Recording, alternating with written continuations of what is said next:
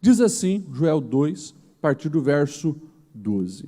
Agora, porém, declara o Senhor, voltem-se para mim de todo o coração, com jejum, lamento e pranto, rasguem o coração e não as vestes. Voltem-se para o Senhor, o seu Deus, pois Ele é misericordioso e compassivo, muito paciente e cheio de amor. Arrepende-se e não envia a desgraça. Talvez Ele volte atrás, arrependa-se e ao passar deixe uma bênção.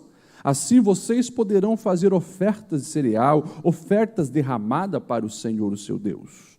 Toquem a trombeta em Sião, decretem jejum santo, convoquem uma assembleia sagrada, reúnam o povo, consagrem a assembleia, ajuntem os anciões, reúnam as crianças, mesmo as que mamam no peito, até os recém-casados devem deixar os seus aposentos, que os sacerdotes que ministram perante o Senhor chorem entre o pórtico do templo e o altar, orando, poupa o teu povo, Senhor.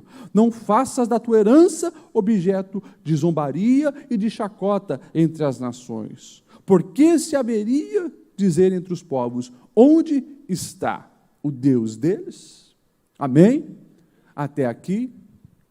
Meus irmãos, baseado nas profecias de Joel, nós temos alguns aprendizados, e eu gostaria de falar, nessa noite, um chamado em meio ao caos. Um chamado em meio ao caos. Nós precisamos entender que o caos, por mais que gera questionamentos, por mais que gera dores, o caos, por mais que angustia a alma, o caos é um excelente momento de crescimento, amadurecimento e reajustes.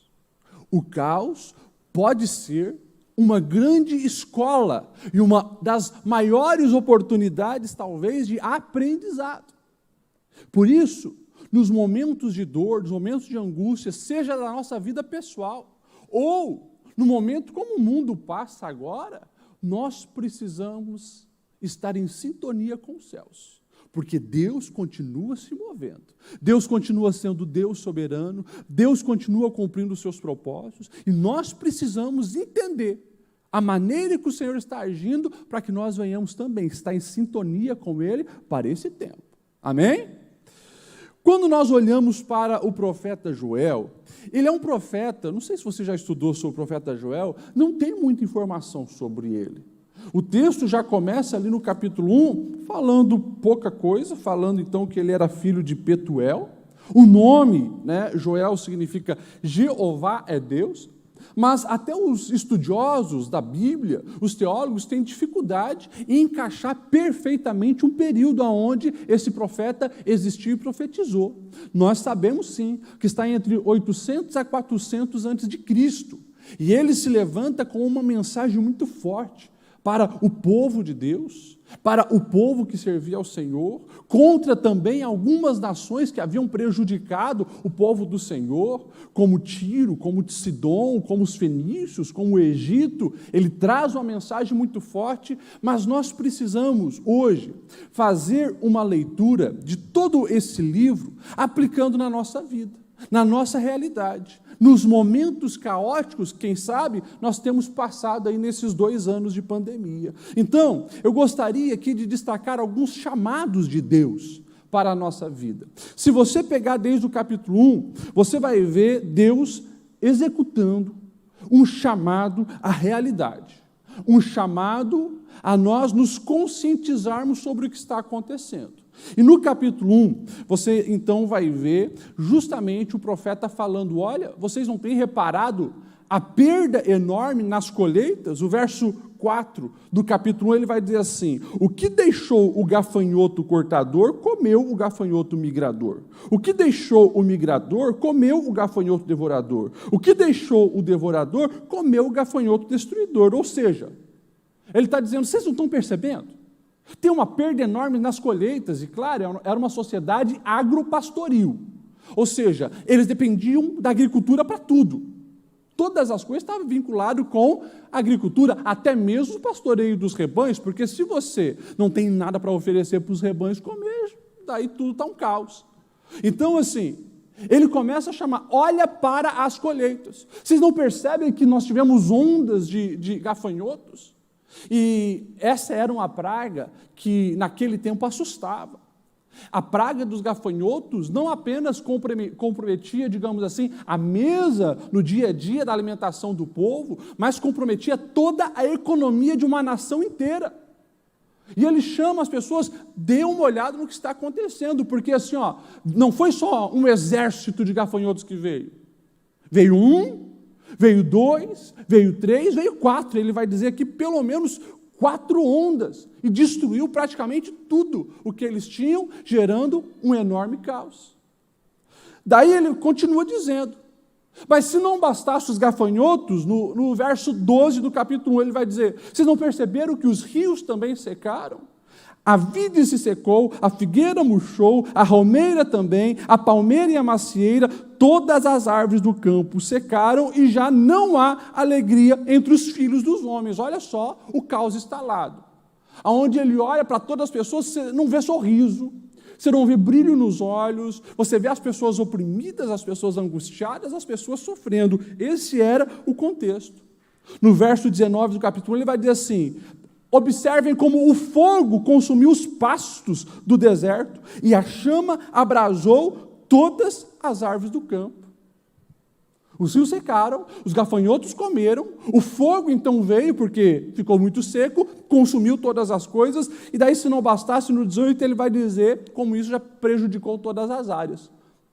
O pessoal ali da agropecuária, o pessoal que cria rebanhos, ele vai dizer assim, no verso 18 do capítulo 1, como geme o gado, as manadas de boi estão sobremodo inquietas, porque não tem pasto, também os rebanhos de ovelha estão perecendo.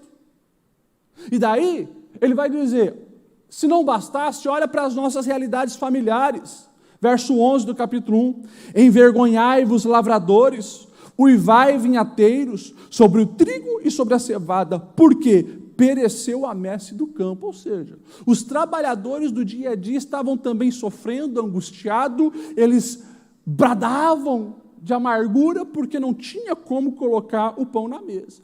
E daí, se não bastasse ainda isso, ele vai dizer assim, afetou até a espiritualidade, porque o exercício das coisas espirituais já não pode mais acontecer por causa desse caos. O verso 9 do capítulo 1, ele vai dizer assim, cortada está a casa do Senhor, a oferta de manjares e a libação, os sacerdotes, os ministros do Senhor estão enlutados. E o verso 12, ele vai dizer ainda assim, secou-se mais ainda a alegria dos homens.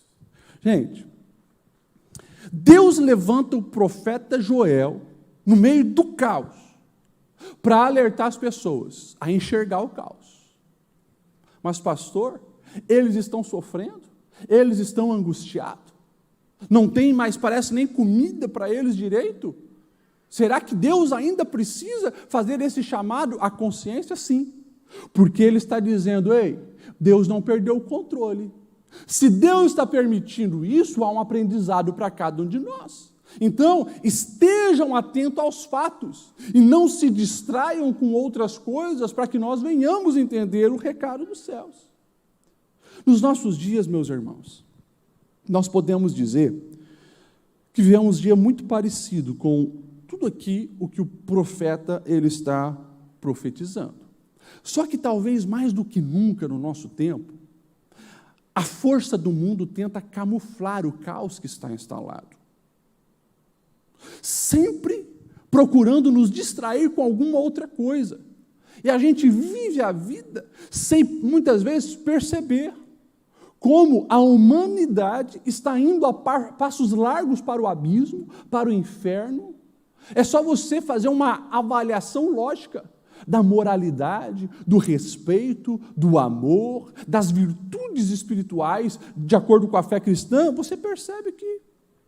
Mas daí, como as pessoas precisam de um preenchimento, o mal usa outras distrações. Não, o que você precisa é fazer um feng shui. Né? Você direciona os móveis na tua casa e daí vai vir uma energia muito boa. Ou quem sabe você só vai lá no reiki, estende a mão, alguém vai passar uma energia positiva para você e está resolvido. Não precisa. Não. Você precisa confiar na ciência. Porque a ciência evolui, a ciência cresce. A ciência, domina todas as coisas. Hoje, Jeff Bezos, ele deu uma declaração, que nós povoaremos o espaço. E a Terra será apenas um lugar turístico para a gente visitar. E a humanidade caminha no caos, os corações vazios, as pessoas perdidas, vivendo o engano e às vezes ainda distraído, colocando a fé em coisas que não pode trazer a real solução para a alma. Mas quando você sai, por exemplo, da frente de uma tela, quando você sai, quem sabe, de uma internet, quando você desliga um rádio, desliga uma televisão, para de ouvir discurso e vai caminhar no meio das pessoas, vida na vida, você percebe que os casamentos estão abalados. No Brasil, nós tivemos aí só no ano passado para cá, nesse tempo de pandemia, um aumento de mais de 20% dos divórcios, uma destruição familiar. Está chegando aí perto de uns 100 a 120 mil divórcios oficializados todo ano no Brasil. Caminha no meio do povo. Você começa a perceber que o caos está instalado. Daí, você percebe que as pessoas cada vez estão com um gabarito maior, mais inteligente, mais diplomas na parede, mas do mesmo nível que a alfabetização parece que cresce, a gente vê também a violência, o desrespeito, o discurso de ódio. Hoje saiu uma notícia, os governos dos Estados Unidos e da Europa preocupados, como aumentou no tempo de pandemia os discursos de ódio na internet. Ali está um pouquinho, a pontinha do iceberg desse mal que está dominando a sociedade. Cada vez mais violência, cada vez mais assassinato, começando dentro do ventre das mulheres. Nunca se matou e praticou tanto assassinato de bebês dentro do ventre como nos últimos anos. O aborto tem tomado uma proporção assustadora. Só no Brasil, que ainda é ilegal, mais de 1 milhão de abortos todo ano é feito. Então, assim, é só você caminhar no meio das pessoas que você vai ver o caos. As pessoas sem esperança, o suicídio hoje domina muitos corações aí para praticarem o seu próprio assassinato, e a gente tem visto isso acontecer. O Brasil já está na 8ª posição dos países onde mais acontece suicídios, e daí a gente olha as faixas etárias e é de assustar, porque dos 27 suicídios mais ou menos que acontecem no Brasil, 16, 17 pessoas são adolescentes, são jovens, pessoas aí na faixa etária dos 12 aos 25 anos, ou seja, que era para estar sonhando com o futuro, acreditando no futuro, lutando pelo futuro, na verdade já perderam a esperança. Você olha para o lado e você vê que as pessoas se prendem aos vícios. O Brasil, destaque aí no consumo do crack, por exemplo, 20 milhões de adolescentes são consumidores regular do álcool, viciados numa cachaça, viciado numa vodka, viciado em tantas outras coisas. 3 milhões de brasileiros usam diariamente maconha. Ou seja, esses são dados da vida, a vida que está acontecendo. E se não bastasse, a gente olha a promiscuidade, a imoralidade desenfreada. Basta você pegar o seu celular, tem inúmeros aplicativos ali com cardápio humano, literalmente. Quem que você quer pegar hoje? Você vai escolhendo, alto, baixo, gordo, magro, loiro, moreno, está ali. A coisificação do ser humano tomando uma proporção absurda. E os catálogos estão ali e as pessoas literalmente se coisificando todos os dias. Deus nos chama a olhar para a realidade e assumirmos uma posição madura, de termos uma consciência sobre o estado em que nós estamos vivendo. Mas a mensagem de Joel não acaba assim. Esse é só o primeiro chamado, porque a gente olha então para o segundo chamado. Daí o segundo chamado de Joel é um chamado ao arrependimento, que é o texto que nós lemos ali no verso 12 do capítulo 2. Agora, porém, declara o Senhor, Voltem-se para mim de todo o coração, com jejum, lamento e pranto.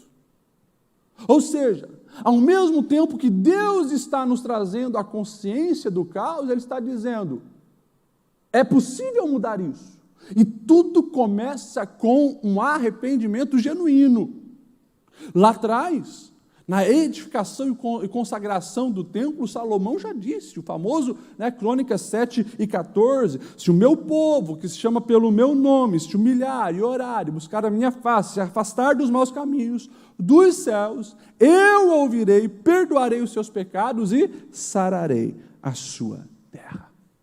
Interessante, lá atrás, quando Salomão fala isso, ele já declara qual é a solução. Não é se o fulano, se o ciclano, se o Egito, se os árabes, não.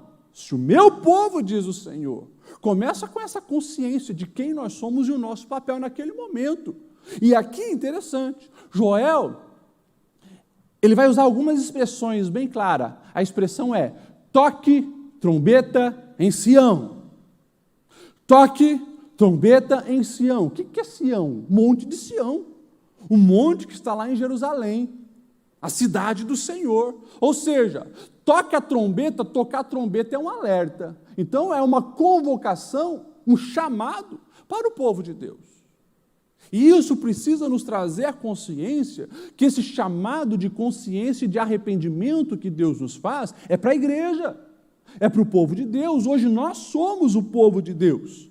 Começa em nós o arrependimento, o quebrantamento, um posicionamento diferenciado. Começa em nós. As atitudes necessárias, o texto vai deixando aqui. O texto diz assim, Deus dizendo através do profeta, volte para mim de todo o coração. Ou seja, lá atrás, gente, nós estamos falando de uns 2.700 anos atrás. O Senhor, Ele já dizia, por favor, saiam de uma religiosidade barata, uma religiosidade de aparência, uma religiosidade vazia, uma religiosidade só de lábios, só de palavras ou do aparentar. Voltem para mim, diz o Senhor, de todo o coração. E é isso que nós precisamos praticar. Comece em cada um de nós. Uma rendição total ao Senhor com a alma, com o espírito, com autenticidade e veracidade. Isso é o que o Senhor espera de cada um de nós. E daí, claro, Ele coloca assim, como que isso vai manifestar? Porque se é de coração, há um preço a pagar. E Ele então vai dizer assim, com jejum, com lamento e com pranto. Meus irmãos, o jejum é um esforço onde você tem que abrir mão do essencial, que é o pão, para você se consagrar às coisas espirituais. Literalmente, você está ali colocando em ordem as prioridades da vida, o que Jesus vai dizer, buscar primeiro o reino de Deus. E olha, o jejum, ele é o ajuste que nós precisamos em muitos momentos da nossa vida, para fortalecer a nossa fé e viver de fato o que Deus deseja fazer em nós.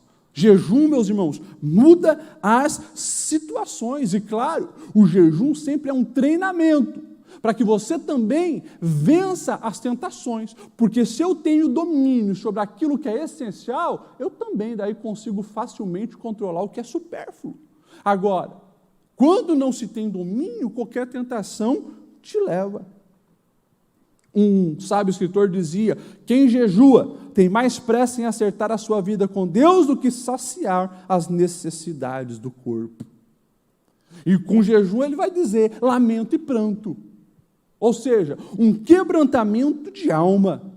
Meus irmãos, as lágrimas continuam sendo uma das mais autênticas maneiras de nós evidenciarmos o que está na nossa alma. Tanto que esse pessoal aí da mídia, das novelas, dos filmes, eles dizem, olha, um dos momentos mais difíceis numa cena é você conseguir chorar. E daí eles desenvolveram até produtos químicos, para lacrimejar os olhos. Por quê? Porque você conseguir chorar assim do nada é complicado. É uma evidência daquilo que se passa na alma. Agora, se está vivendo uma situação difícil, ou se há um quebrantamento autêntico, ou se a dor alcançou o coração, as lágrimas vêm. É uma expressão humana que mostra essa autenticidade da alma. Interessante, né? O Senhor que também afirma que colocará um sorriso verdadeiro nos nossos lábios, em muitos momentos ele não vai exigir o sorriso, ele vai exigir lágrimas. Lágrimas. E nós, como igreja, meus irmãos, nós precisamos sim voltar a chorar mais. Chorar pelos perdidos, chorar pelas causas que têm afligido e aprisionado tantas pessoas, chorar pela situação caótica, muitas vezes, que uma sociedade vive, nós precisamos chorar. Infelizmente, uma geração de crentes chora apenas na frente do Netflix, assistindo lá um seriado. Ou chora quando vê o vermelho na conta. Mas muitas vezes, uma geração que não chora pelos seus pecados, pelas suas mazelas, por aquilo que tem entristecido e angustiado o coração do nosso Deus. Nós precisamos voltar a sentir o que Deus sente. É aquilo que Neemias, quando o texto diz assim de Neemias 1, quando veio Anani, eu perguntei como está o povo que retornou do cativeiro para Jerusalém. E ele disse, está um caos, os muros estão caídos. Ele diz, eu fiquei chorando, em angústia e em jejum diante do Senhor, porque aquilo atravessou a alma dele, aquilo gerou o incômodo. E o Senhor nos convoca para isso, meus irmãos, para nós nos incomodarmos, nos inconformarmos com essa realidade, que isso nos incomode, que nós venhamos de fato nos incomodar, né, quando a gente ouve falar aí de pedofilia, de uma família destruída por causa das drogas, de mais um divórcio acontecendo, né, de uma pessoa que se perdeu no mundo aí da homossexualidade, que isso nos incomode, que isso nos leve às lágrimas, que nós possamos de fato ter um coração quebrantado, assim como o nosso mestre teve. E ele continua dizendo, olha, volte-se para o Senhor de todo o coração, jejum, lágrimas, lamento, o pranto. Por quê? E daí ele vai dar alguns motivos que nos impulsionam a praticar isso. O verso 13 ele vai dizer assim, pois Deus é misericordioso e compassivo, muito paciente e cheio de amor. Ele arrepende-se e não envia a desgraça. Jeremias 31 e 3, ele vai dizer, eu a amei com amor eterno, diz o Senhor, com amor leal a atrair. Ou seja, ele está dizendo assim, gente, tudo que nós estamos vivendo e colhendo, na verdade, merecíamos, porque o nosso coração é duro, nós somos maus, nós praticamos o que o Senhor não agrada, mas há um jeito ainda de mudar a situação. Vamos nos quebrantar diante do Senhor, porque Ele é misericordioso. E o verso 14, ele ainda diz assim, assim vocês poderão fazer ofertas de cereal, ofertas derramadas para o Senhor, o seu Deus, ou seja, daí vocês vão ter de novo a oportunidade de ter acesso ao seu Deus, de ter comunhão com Ele, de praticar uma adoração que de fato é aceitável. O verso 16 do capítulo 2, ele vai dizer assim, reúne o povo, consagrem a assembleia, ajunte os anciões, reúne as crianças, até as de peito, e os recém-casados também devem deixar os aposentos. Eu acho interessante isso aqui, porque ele está fazendo uma convocação, um chamado a uma consciência, uma leitura da realidade, e um chamado ao arrependimento, a uma mudança. E ele diz assim, não é para um grupo só de pessoas. Todos precisam praticar isso. E ele começa, interessante também, ele começa dizendo, ajuntem os anciões, os cabelos brancos, aqueles que são mais maduros, aqueles que são referenciais, aqueles que são chefes de famílias e tribos. Começa por esses. Começa por aqueles que são os referenciais para os mais novos. Eles precisam estar dando o exemplo. Eles precisam ensinar isso para as próximas gerações, como que se derrama diante do Senhor. E daí, quando ele fala as crianças de peito, ele está colocando o limite, ou seja, é todos, vem dos anciãos e vai descendo. É homem, é mulher, é jovem, é adolescente, é criança pequena, até mesmo criança de berço. E ele até diz, até mesmo aqueles jovens que casaram agora, estão na lua de mel, eles precisam agora colocar como prioridade essa busca pelo que o Senhor deseja.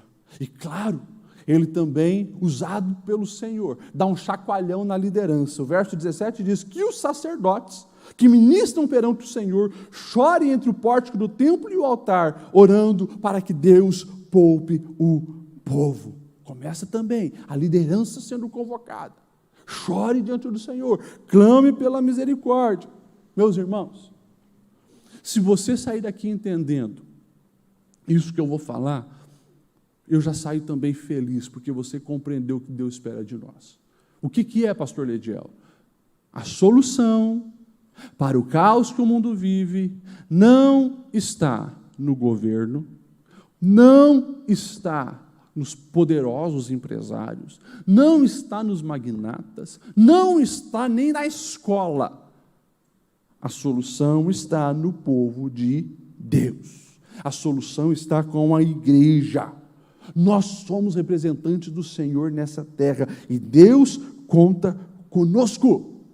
Nós precisamos, meus irmãos, cada um se autoanalisar e entender que em nós, há um potencial transformador para a nossa sociedade. Deus nos chama para isso. Mas corremos, sim, o risco de, quem sabe, ser um Sansão que vive aquela roda gigante de estabilidade. Um dia está em cima, outro dia está embaixo. Um dia é cheio do Espírito Santo e desbarata o inimigo, mas outro dia está caindo em pecado e sendo alvo da chacota do inimigo. Nós precisamos tomar um posicionamento diante de Deus. Dizer, Senhor, cumpre em mim o teu querer, faça em mim a tua vontade. A promessa que Deus deu em Atos 1:8, né? E receberão o Espírito Santo. Serão cheios de poder. E daí vão ser minhas testemunhas. Começa em Jerusalém, Samaria, e daí vai até os confins da terra. Mas nós precisamos almejar a presença de Deus, a presença do Espírito Santo. E uma vez eu falei e eu repito, para que nós venhamos exercer o nosso papel de igreja, é necessário uma comunhão com o Espírito Santo. Mas o Espírito de Deus, ele já vem com o adjetivo de santidade. O Espírito é santo. Enquanto nós não estivermos no processo de santificação diário, na verdade, nós vamos perder a comunhão com o Espírito Santo. E daí, se tornar a igreja natural, se torna também uma dificuldade. Deus nos chama para um arrependimento e quebrantamento diante dele. Amém? Depois, o chamado é um chamado para restauração. Verso 18, então o Senhor mostrou zelo por sua terra e teve piedade do seu povo. O Senhor respondeu ao seu povo.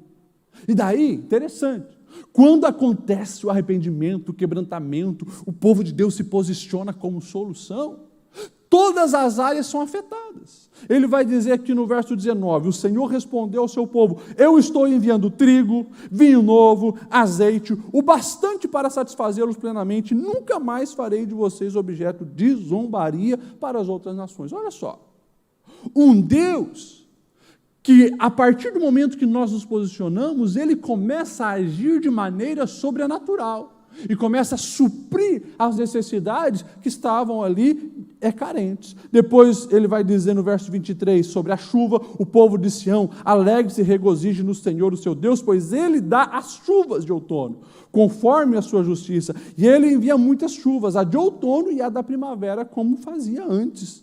Depois, verso 24, ele vai dizer, as eiras ficarão cheias de trigo, os tonéis transbordarão de vinho novo e de azeite. Meus irmãos, o que o profeta Joel ele está escancarando aqui? Entenda isso. Ele está deixando de uma maneira escancarada para todo mundo entender. As bênçãos seguem a presença do Senhor no meio de vós. Ou seja, ele está dizendo, quando o abençoador tem primazia no coração de vocês, a bênção se torna uma consequência lógica. Só que vocês estavam tão focados na bênção que se esqueceram do abençoador.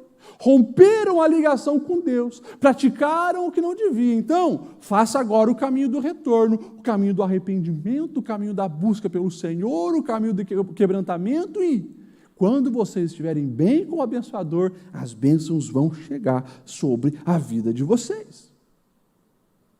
Ele vai também dizer, olha, O nosso Deus vai restaurar a paz. Verso 20: eu levarei o invasor que vem do norte para longe de vocês. E o verso 21: não tenham medo, ó terra, regozije-se e alegre, porque o Senhor tem feito coisas grandiosas. Gente, o que as pessoas procuram? Sabe o que as pessoas procuram?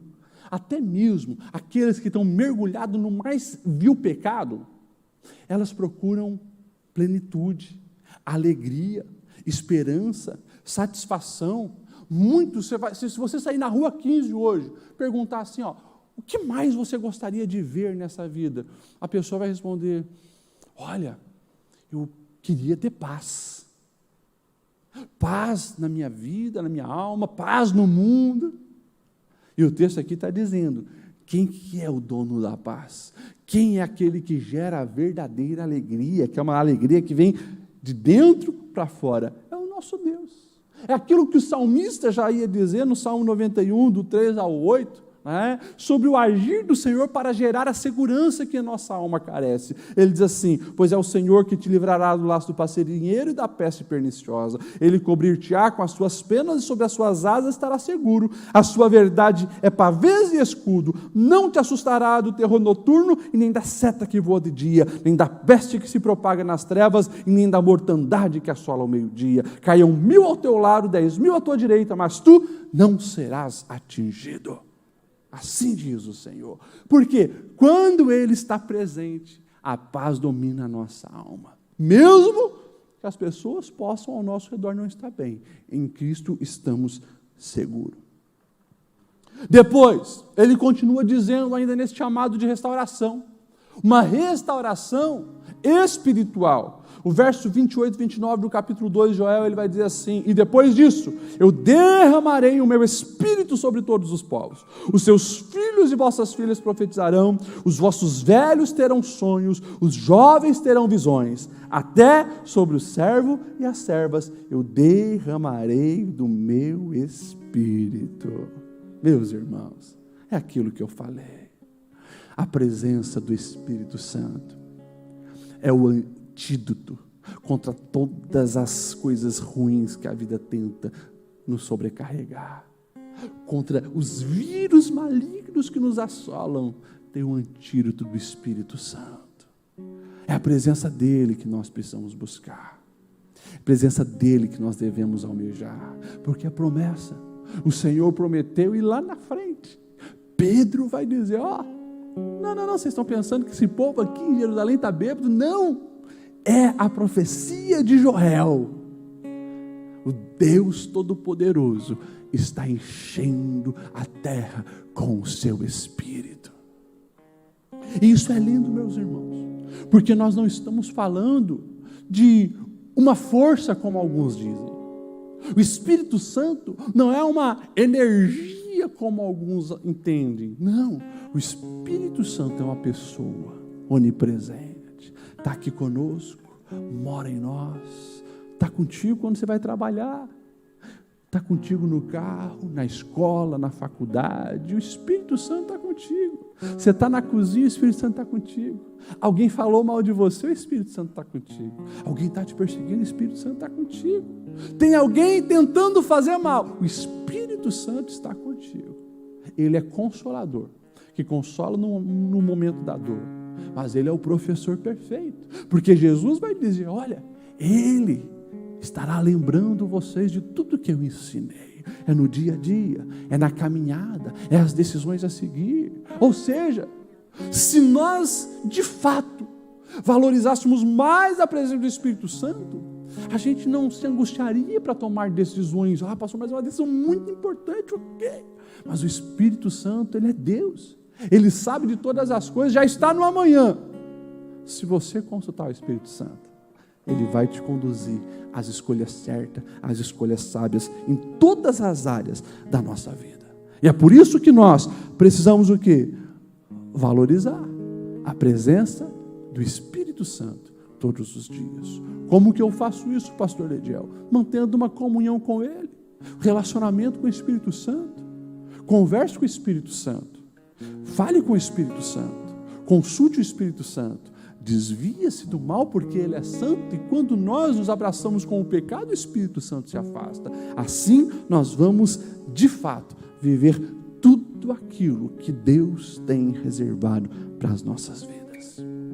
Meus irmãos, por mais que as profecias de Joel pareçam assustadoras, quando ele começa falando dos gafanhotos, até dá um medo, pastor Ediel. Ei, mas aquele homem que começa falando dos gafanhotos é para chamar nossa atenção, entendermos que no meio do caos há um chamado de Deus, um chamado para o arrependimento e um chamado para a restauração. O ponto final que Deus deseja ver na nossa vida não é no meio do caos, mas é uma vida restaurada, é uma vida que glorifica o seu nome. Então, eu não sei, quem sabe você está aqui num momento difícil da sua vida pessoal. Você pode até dizer, pastor, tem uma área da minha vida que eu estou vivendo um caos, sim. Quem sabe a vida financeira está boa, mas a vida emocional não está bem. Quem sabe é o inverso, é a vida financeira que não está boa. Quem sabe os seus sonhos se frustraram. Quem sabe a angústia tem dominado a sua alma. Quem sabe você vive o caos da solidão. Deus está dizendo para você, meu filho, busque-me de todo o coração, chora, lamenta, se derrame na minha presença, porque eu posso restaurar, eu posso trazer a vida, eu posso dispersar as forças malignas, eu posso desbaratar esses enxames de gafanhoto. Confie em Deus, busque a presença do Senhor. Agora, por favor, não se acostume com o caos, não se apegue a uma vida de derrota, não se apaixone pelos problemas que tem te assolado, não se afeiçoe pelas coisas negativas que te atingiram. Lembre, no meio do caos, Deus continua sendo Deus, Ele está agindo, está te ensinando, e você pode sair muito mais forte desse momento que você tem vivido.